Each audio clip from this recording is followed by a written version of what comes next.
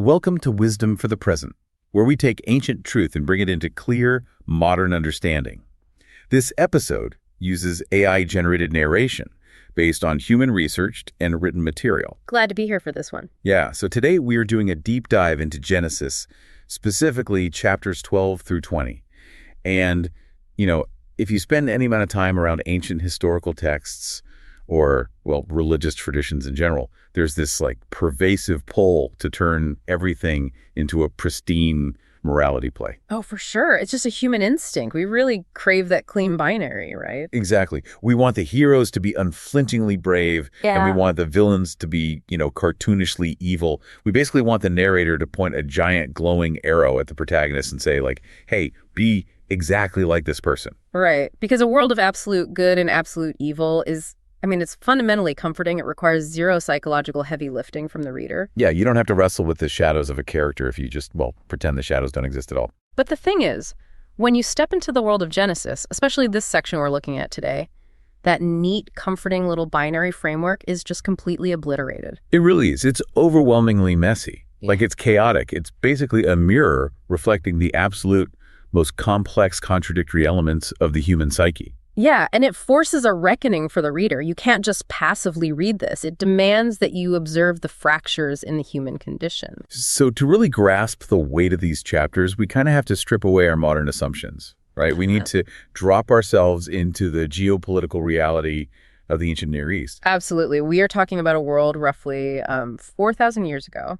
It's defined by wandering nomadic tribes, the slow, violent rise of walled city-states, and this inescapable polytheism. And it's not just, people believed in multiple gods in a casual, abstract sense. This was a hyper-localized territorial spirituality. Right. You worship the god of the river or the god of the specific valley you lived in or the city walls. Yeah. And amidst all of this sweeping macro-level geopolitical movement, the text does something fascinating. It suddenly zooms the camera all the way in. It ignores the massive empires and focuses entirely on one family. Just one family. Abram and his wife Sarai living in Haran. And the inciting incident here, the spark that basically sets the next several millennia of history into motion, is this absurd command. It really is absurd. Abram is told by a singular unseen deity to leave his country, his kindred, and his father's house. Right. The phrase in Hebrew is lek leka, isn't it? Lek leka. It essentially means go forth to yourself or journey into your own unknown. I love that. It posits that true paradigm-shifting growth requires the complete abandonment of the familiar long before you are given the actual coordinates of the destination. Well, let's linger on what he's actually being asked to leave, because I think modern readers, we just kind of glaze over country, kindred, and father's house. Oh, completely. If you are a modern professional, maybe you move across the country for a new job. It's stressful, sure, but you have a cell phone. You have a bank account. You have federal laws that protect you. Yeah, you still have a safety net. Hey. But in the ancient Near East, your father's house, what they called the Bet Ab, it wasn't just an emotional safety net. It was your entire economic and legal existence. Wow. Settle leave that. Outside of the Bet Ab, you were basically a ghost in the ancient world. Your extended family structure provided your physical defense against raiders, your access to trade, your inheritance, everything. So you literally had no legal standing in any dispute if you weren't attached to your family unit. Exactly. To sever yourself from your country, your broader tribe, and your immediate patriarchal household. It was akin to, taking off your spacesuit in the middle of a spacewalk. That's a terrifying image. It's an act of profound vulnerability. He is walking into an absolute void. He really is. It's like a deep-sea diver voluntarily cutting their own oxygen tether, because a voice they can't see promises them that they'll somehow learn to breathe water. But the promise attached to this command is massive, right? Yeah. The voice tells Abram that he will be made into a great nation, his name will be great, and the ultimate purpose is so that he can be a blessing to all the families of the earth. Right.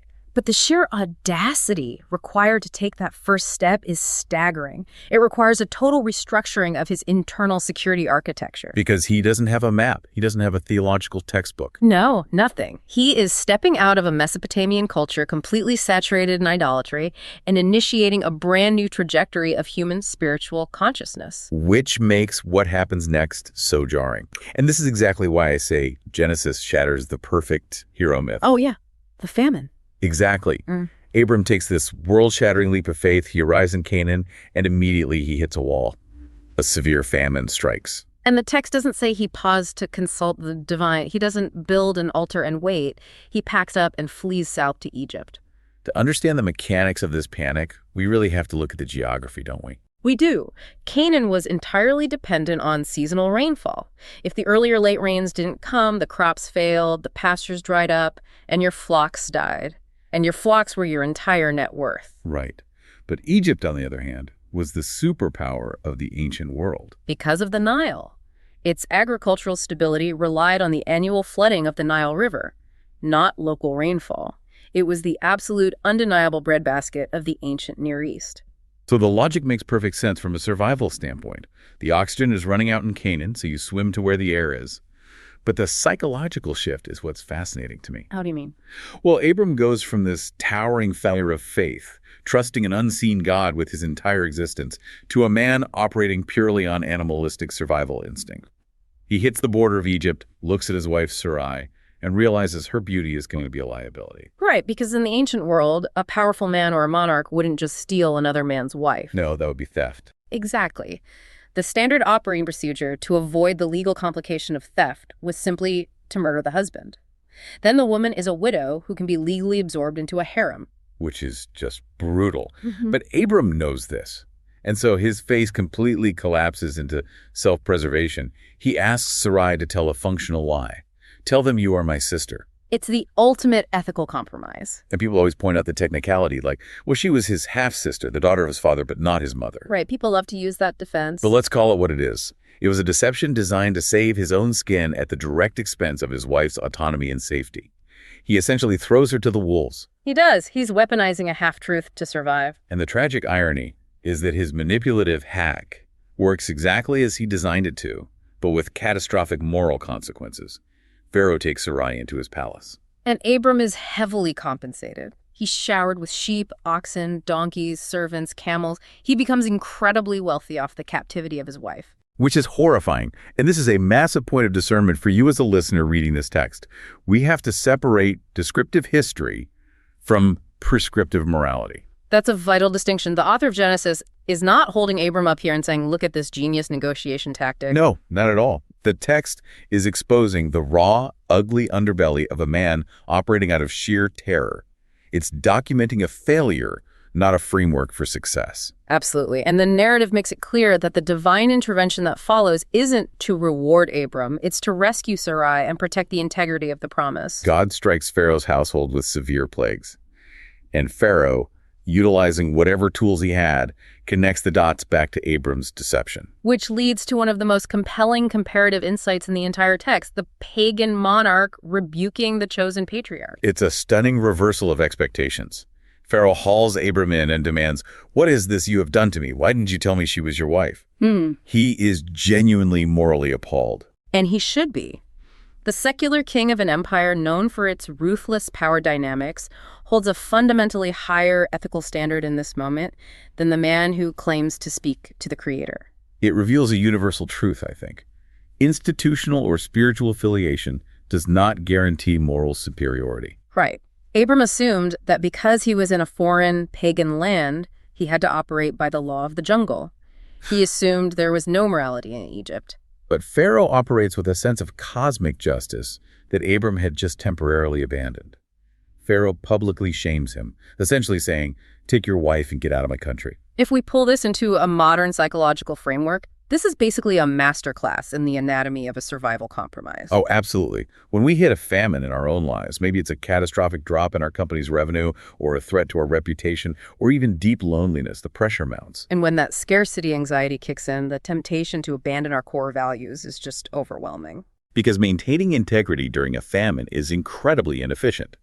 It's much faster to tell a half-truth to close the deal, or throw a colleague under the bus to save your own job.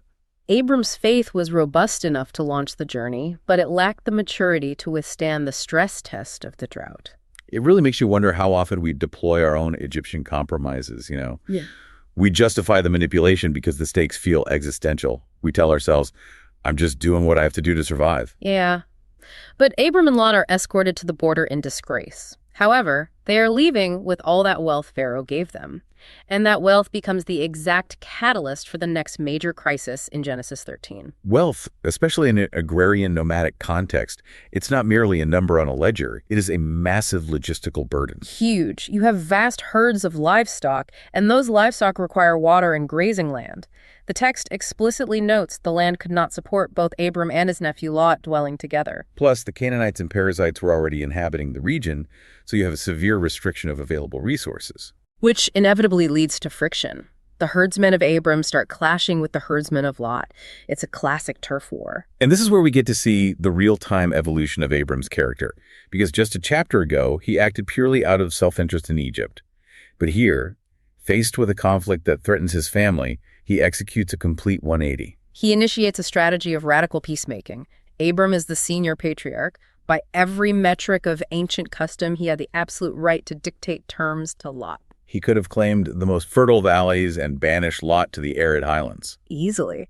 But instead, Abram yields. He approaches Lot and says, "Let there be no strife between you and me. Is not the whole land before you? Separate yourself from me. If you go left, I'll go right." I find this fascinating because in modern corporate strategy, or frankly just modern conflict resolution, yielding your first mover advantage is almost universally diagnosed as a weakness. Right. It's seen as getting walked on. Exactly. If you're going through a business dissolution, the advice is to fight for every inch. Yet Abram completely decentralizes his own power. He gives the junior partner the first draft pick of the region. Why? Because Abram has finally decoupled his internal security from his external circumstances. This is the profound difference between Egypt and Canaan. Oh, that's good. In Egypt, he felt his life was entirely dependent on controlling the narrative. Here, he realizes that if the creator of the universe has promised him a future, that future is not contingent on which patch of dirt his sheep graze on. Yielding power here is not a submission to Lot. It is a submission to the promise. Exactly. It's the ultimate flex of true psychological freedom, the absolute absence of scarcity anxiety. Freedom from scarcity anxiety. I love that phrasing. He knows he's going to be okay. But then we have to look at Lot. Lot is handed a blank check. And the text describes his decision-making process with devastating precision. He lifts his eyes and looks at the Jordan Valley. The Hebrew phrasing emphasizes a purely sensory, surface-level evaluation. Right, he sees that it's well-watered everywhere. The narrator inserts this crucial comparison, like the garden of the Lord, like the land of Egypt. Lot is optimizing his choice based solely on the agricultural and economic bottom line. He chooses that environment for his business operations. But the text immediately drops a hammer on that decision. It notes that Lot pitched his tents toward Sodom, and that the men of Sodom were wicked, great sinners against the Lord. Lot makes what analysts call a sensual choice. He prioritizes economic viability over the moral and cultural toxicity of the environment. It is the architectural blueprint for a disaster. When you optimize only for the bottom line and ignore the holistic cost of embedding your family in a corrupt culture, bad things happen. He leaves his sociological defenses completely exposed. And it doesn't take long for the macroeconomic reality to sweep him up in its violence. Right, because Genesis 14 pulls back to that macro geopolitical lens. We get a detailed account of a massive regional conflict. An alliance of 4 eastern kings sweeps down into the Jordan Valley to suppress a rebellion by 5 local kings. This is a punitive expedition. The local kings had paid tribute for 12 years and rebelled in the 13th. The Eastern Coalition arrives, crushes them, and the survivors scatter. And the victors do what ancient armies do. Oh. They sack the cities, they take all the wealth, and they take prisoners of war. And because Lot chose to optimize for the economic benefits of Sodom, he is swept up in the collateral damage. He and all his possessions are captured. The bill for his sensual choice comes due immediately. News of this reaches Abram. And here the narrative completely shatters any one-dimensional reading of Abram as just a passive peacemaker. The man who yielded his land rights suddenly mobilizes as a brilliant military tactician. He arms 318 trained men from his own household, which tells you the sheer scale of Abram's operation. He is essentially a minor warlord. Yeah, his total household must be in the thousands. He pursues the coalition army, divides his forces, attacks by night in a guerrilla raid, and rescues Lot. It's a staggering tactical achievement. But the most significant event isn't the battle. It's what happens on the return journey. As Abram comes back with the spoils, he is met by 2 distinctly different monarchs. First, you have the king of Sodom. But before he could speak, the narrative introduces one of the most enigmatic figures in the ancient canon, Melchizedek. Melchizedek is a theological anomaly. His name translates to King of Righteousness, and he is identified as the King of Salem, meaning foundation of peace. But crucially, he is a priest of God Most High, using the Hebrew title El Elon. So just to pause and put this in perspective for you listening, Abram is the chosen patriarch. Yeah. Yet here is a Canaanite king operating completely outside of Abram's bloodline who already worships the true creator. It completely disrupts the tribalistic notion that spiritual truth is the exclusive property of one lineage. It's a profound comparative insight. Melchizedek brings out bread and wine, universal symbols of fellowship, and blesses Abram, crediting El Elyon for the victory. And Abram's response is to recognize the spiritual authority of this outsider. He gives Melchizedek a tenth of all the spoils, a tithe. It's this beautiful moment of shared humanity. But the moment it concludes, the king of Sodom steps forward with a deeply transactional offer. Give me the persons, but take the goods for yourself. It's the standard division of spoils. The king gets his taxpayers back, and the mercenary general gets the gold. But Abram's response is an absolute masterstroke of boundary setting. He swears an oath, telling the king of Sodom, I will not take a thread or a sandal strap or anything that is yours, lest you should say, I have made Abram rich. He flat out refuses to let his net worth be tied to the economy of Sodom. Think about the contrast with Lot. Lot compromised his environment to gain Sodom's wealth. Abram literally conquers the region, has the wealth legally handed to him, and rejects it. Because he refuses to be entangled in the moral architecture of that city. He optimizes entirely for his independence and integrity. It's an incredible triumph. But what the text does next is so psychologically astute, because you'd assume Abram would be floating on air. But as we transition into Genesis 15, we find Abram in his tent, engulfed in existential dread. The adrenaline is worn off, the quiet settles in, and the psychological weight of the unfulfilled promise comes crashing down on him. God appears in a vision and says, Fear not, your reward shall be very great. And Abram essentially interrupts the divine. His response is raw, unfiltered disappointment. He says, What will you give me, for I continue childless, and the heir of my house is Eliezer of Damascus? It's profound vulnerability. Outwardly, he's a wealthy warlord. Inwardly, he feels like a failure because the core of the promised lineage is non-existent. To understand this anxiety, we have to look at ancient inheritance laws. If a patriarch had no biological son, it was common to adopt a senior servant like Eliezer to manage the estate and ensure proper burial rights. Abram is saying, I am so devoid of hope that I am preparing to trigger the legal contingency plan. And God's response isn't to scold him. God doesn't give him a lecture. He takes him outside into the desert night and says, Look toward heaven and number the stars, so shall your offspring be. The visual is overwhelming. And then we get that theologically massive sentence. And he believed the Lord, and he counted it to him as righteousness. The core wisdom here is what it actually means to have faith in the dark. Abram has zero empirical data to support this. Faith is an active decision to trust the character of the promiser, even when the performance is delayed. But it doesn't stop with mental assent. God anchors this in an ancient, visceral, and frankly terrifying ritual. Right, the covenant of the pieces. God tells Abram to bring a heifer, a goat, a ram, a dove, and a pigeon. Abram cuts the larger animals in half and lays them opposite each other. To a modern reader, this sounds like an occult ritual. What is the cultural precedent for slicing animals in half? In the ancient Near East, this was the standard mechanism for ratifying a high-stakes covenant called a suzerain vassal treaty. When two kings made a pact, they severed animals and walked between the bloody halves. So it was a self-maledictory oath. Yes. You were visually acting out the curse. If I violate this treaty, may I be torn apart just as these animals have been. It was the ancient equivalent of mutually assured destruction. So Abram prepares this pathway, and a deep darkness falls over him. God outlines the future, predicting 400 years of enslavement for his descendants. Showing that the path to the promise includes deep suffering, but then the climax. In the pitch blackness, a smoking fire pot and a flaming torch symbols of divine presence pass between the severed pieces. But Abram doesn't walk through. Precisely. Abram is paralyzed in a deep sleep. God walks the pathway of the curse entirely alone. He is declaring, I will fulfill this promise, and if it fails, the curse of destruction falls on me, not on you. It's a staggering guarantee. But here is where the rubber meets the road of human psychology. You have this supernatural encounter, but then the sun comes up, and the next day, there is no baby. Years pass, and the agonizing reality of waiting begins to erode the memory of the stars. Which brings us to Genesis 16. The limits of patience are reached. Sarai decides she must take control of the timeline. She gives her Egyptian servant, Hagar, to Abram to bear a child on her behalf. We really have to explicitly name how deeply uncomfortable this is for a modern listener. It is deeply disturbing today. To our 21st century minds, this is the exploitation of a vulnerable woman. Hagar's enslaved. She has no ability to consent. It feels like an egregious violation of human dignity. It is a violation. And it is crucial that we apply wisdom with discernment here. The biblical text is recording this event, not endorsing it. Right. It's descriptive, not prescriptive. In ancient Mesopotamian law, we see this in the Nutsi tablets. If a wife was barren, it was her legal right to provide a servant to her husband to produce an heir.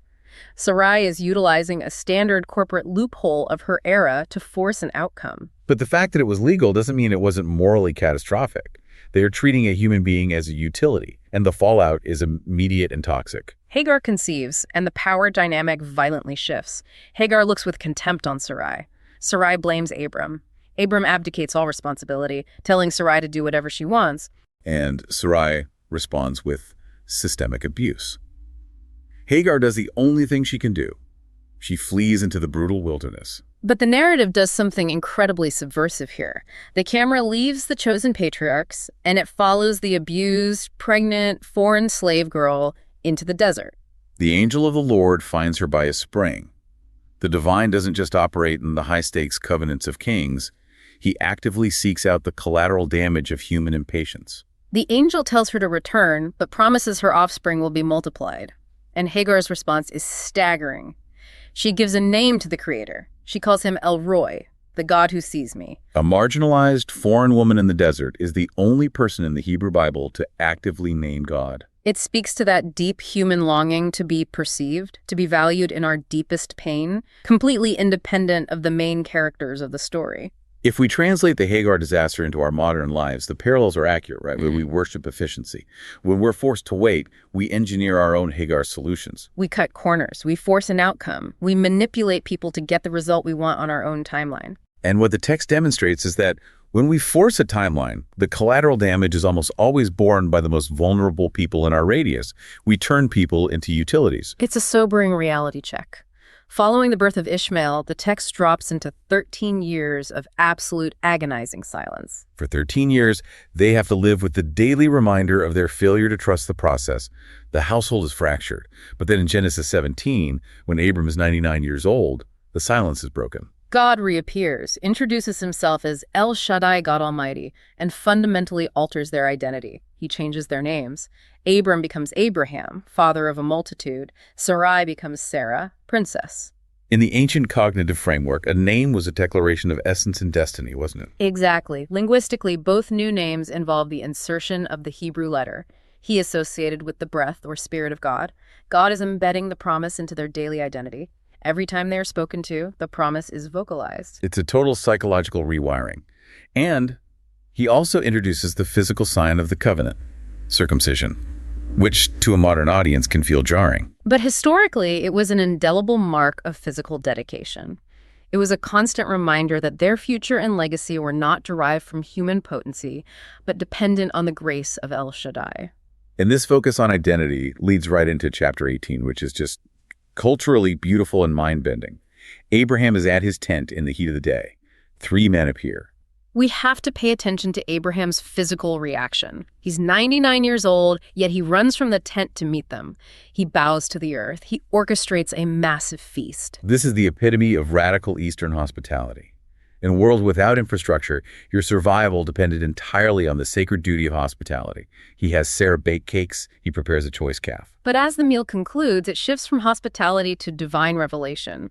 This is a theophany. One of the visitors is the Lord. The visitor asks, "Where is Sarah?" and then promises, "Next year, Sarah shall have a son." And Sarah is listening behind the tent door. She's 89. The biological window is demolished. The idea is so empirically absurd that she laughs bitterly to herself. Her laugh isn't a joyful chuckle. It's the laugh of deep-seated cynicism. It's the defense mechanism of someone who has hoped for so long that hope itself is just pain. But God hears her internal, silent laugh. He asks Abraham, "Why did Sarah laugh? Is anything too hard for the Lord?" When Sarah denies it out of terror, God's response is incredibly gentle. No, but you did laugh. He meets her doubt with a quiet assertion of his sovereignty. But the encounter doesn't end there. As the men look toward Sodom, God decides to invite Abraham into a divine council meeting. God says, "Shall I hide from Abraham what I'm about to do?" He reveals that he is going down to investigate the grave sin of Sodom. This is a massive evolution in Abraham's spiritual maturity. He moves from being a passive recipient to an active participant in divine justice. He becomes an intercessor. And what he does requires staggering audacity. He initiates a negotiation with the Creator. He says, "Will you sweep away the righteous with the wicked? Suppose there are 50 righteous." He actually challenges God's ethics. Shall not the judge of all the earth do what is just? It's written like a bizarre negotiation, but the stakes are human lives. God agrees to 50. Abraham presses his advantage. 45, 40, 30, 20, down to 10. And God says, "For the sake of 10, I will not destroy it." Let's contextualize this for a second. Abraham is dust and ashes, cross-examining the supreme judge.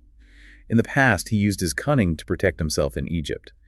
Now he uses his intimate access to the divine to advocate for a wicked city. Primarily because his nephew Lot lives there. Right. It's the pinnacle of spiritual advocacy. It poses a piercing question about power dynamics. When you gain proximity to power, do you use it just to optimize your personal security? Or do you leverage your privilege to stand in the gap for the vulnerable and doomed? Exactly. When you have the ear of a decision maker, do you negotiate for your own budget or advocate for people at the bottom? It's a high calling. But tragically, as we cross into Genesis 19, we're confronted with the reality that Abraham's intercession fails in application because Sodom is utterly devoid of righteousness. Not even 10 can be found.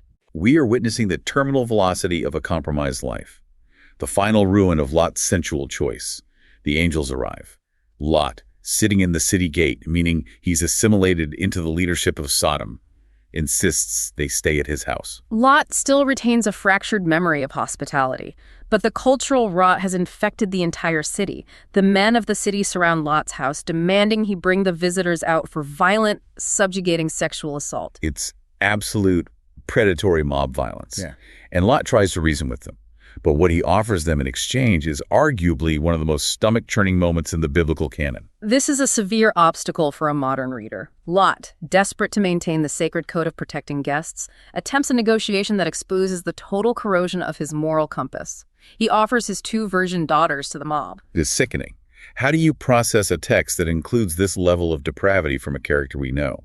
By recognizing that the author is actively indicting Lot, not defending him, the text is demonstrating the terrifying psychology of toxic assimilation. Lot has been in Sodom so long that the unthinkable has become a viable negotiation tactic. He's trying to fulfill a cultural obligation through unspeakable familial betrayal. The mob rejects the offer anyway. The angels pull Lot inside, strike the mob with blindness, and issue an ultimatum. Gather your family and get out. And this is what haunts me. Even after the supernatural intervention, Lot lingered. He hesitated. Because his identity is tied to his assets. Yes. The angels literally have to drag them outside. The command is clear. Escape for your life. Do not look back. And the destruction is cataclysmic. Sulfur and fire from heaven overthrowing the entire plain. Geologically, this region was on a fault line, rich in petroleum and sulfur. An earthquake igniting these gases would result in an apocalyptic rain of burning debris. But the deepest tragedy is Lot's family. Lot's wife disobeys the single command. She looks back and becomes a pillar of salt. The metaphorical weight here is what endures. A pillar of salt is a monument to sterility. It represents a human heart physically rescued from a toxic environment, but psychologically refusing to let go. Her affections were anchored in Sodom. She couldn't let it burn, so she was consumed with it. And Lot's story concludes in a pitch-black descent into isolation. He lives in a cave with his daughters. He has lost everything.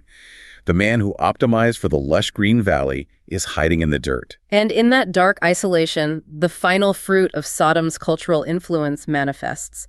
The daughters, traumatized and believing they are the last humans on earth, get their father drunk and commit incest with him, resulting in Moab and Ammon, future bitter adversaries of Israel. It is an unflinchingly bleak ending. There is no redemption arc for Lot. None.